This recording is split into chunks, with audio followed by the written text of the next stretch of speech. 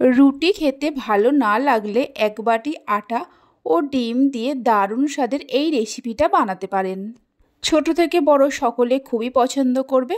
নমস্কার বন্ধুরা, রূপাস কিচেনে সবাইকে স্বাগতম। তাহলে চলুন দারুণ স্বাদের রেসিপিটা দেখে নেওয়া যাক। শুরু থেকে শেষ পর্যন্ত দেখার জন্য আপনাদের কাছে অনুরোধ রইল। এখানে আমি এক বাটি আটা নিয়েছি। আটার মধ্যে দিয়ে দেব 1 চামচের 4 ভাগের 1 ভাগ নুন আর 1 চামচের 3 ভাগের 1 ভাগ বেকিং পাউডার। হাফ চামচ জোয়ান নিয়ে একটু ঘষে নিয়ে দিয়ে দেব। এবার সব কিছুকে মিশিয়ে নিয়ে অল্প অল্প করে জল দিয়ে একটা ডো তৈরি করে নেব। রুটি লুচি পরোটা করার জন্য যেমন ডো তৈরি করা হয় ঠিক সেই রকম। রেসিপিটা আমি আটা দিয়ে বানাচ্ছি, আপনারা চাইলে ময়দা দিয়েও বানাতে পারেন। আটার ডোটা তৈরি করে নেওয়ার পর এক সাইডে সরিয়ে রেখে দিয়ে একটা পাত্রের মধ্যে ডিম ভেঙে নেব। এখানে আমি 3টে ডিম দিয়ে বানাচ্ছি, আপনারা চাইলে ডিমের পরিমাণটা আরেকটু বাড়িয়েও দিতে পারেন। ডিমগুলো ভেঙে নেওয়ার পর একটা বড় সাইজের পেঁয়াজকে কুচিয়ে নিয়ে দিয়ে দেব। একটা টমেটোকে কুচিয়ে নিয়ে দিয়ে দেব, তবে টমেটোর দানাগুলো আমি ফেলে দিয়েছি।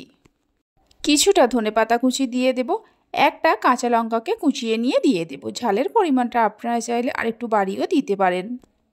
স্বাদ মতো নুন দিয়ে দেব। সব কিছুকে একসঙ্গে ভালো করে মিশিয়ে নেব। সব কিছুকে মিশিয়ে নেওয়ার পর এক সাইডে সরিয়ে রেখে দিয়ে যে আটার ডোটা তৈরি করে রেখেছিলাম আরও 2-1 মিনিট মেখে নিয়ে আটার ডো থেকে ছোট ছোট করে লেচি কেটে নেব। লুচি করার জন্য যেমন লেচি কাটা হয় তার থেকে একটু বড় করে লেচি কেটে নেব। লেচিগুলো কেটে নেওয়ার পর একটা করে লেচি নিয়ে প্রথমে গোল করে নেব, তারপর ময়দার মধ্যে কোট করে নিয়ে গোল করে বেলে নেব। খুব বেশি পাতলাও না আবার খুব বেশি মোটাও না, মিডিয়াম করে বেলে নিতে হবে। এইভাবে করে সবগুলো লেচিকে বেলে নেব। সবগুলোকে বেলে নেওয়ার পর গ্যাসের ওপর একটা কড়া বসিয়ে কড়াতে 2 চামচের মতো সাদা তেল দিয়ে দেব। মিডিয়াম ফ্লেমে তেলটা গরম হতে থাক। যেগুলো গোল রুটির মতো করে বেলে রেখেছিলাম একটা করে নিয়ে ডিমের মিশ্রণে ভালো করে কোট করে নিয়ে গরম তেলের মধ্যে দিয়ে দিতে হবে। তেলের মধ্যে দেওয়ার পর মিডিয়াম ফ্লেমে উল্টে পাল্টে বেশ লাল লাল করে ভেজে নিতে হবে। একটা সাইড ভাজা হয়ে গেলে পরোটাটাকে উল্টে দেব। এর ওপরে আরও কিছুটা ডিমের মিশ্রণ দিয়ে দেব, এতে পরোটাটা খেতে বেশ ভালো লাগবে।